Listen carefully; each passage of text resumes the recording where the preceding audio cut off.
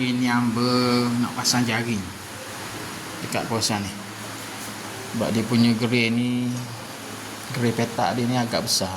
Jadi bila tak ada jaring tu, kucing, lipas, nyamuk, lalak semua boleh masuk. Jadi kita nak pasang jaring. Kita tadi ni jaring ni,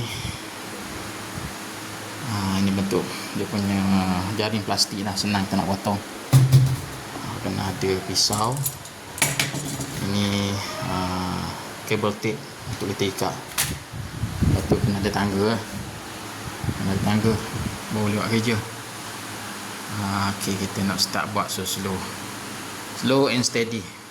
Walaupun slow tetapi jadi. Ni mula kita ikat daripada sebelah kiri nak pergi ke sebelah kanan.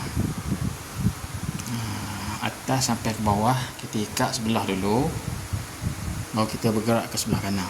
Yang lebih tu kita akan potong lah. Gitu dia cara dia. Okey. Kita dah siap ikat kabel tape ni. So dia dah melekat semua. Sudah melekat, tinggal lagi kita nak potong lah. Yang lebih-lebih ni kita kena potong. Tadi ni pun kita kena potong untuk kemaskannya lah. Okey. Tak payah mana pun buat benda ni. Mudah sangat. Do it yourself, DIY, mudah je.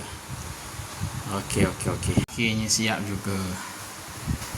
Kita dah potong yang lebih-lebih tu, kita dah potong. Ini perangkap kucing, lipas, lalak, nyamuk semua tak boleh masuk. Kalau ada ular ke apa tak boleh masuk lah. Untuk keselamatan penyewa rumah. Okey. Beres. Okey.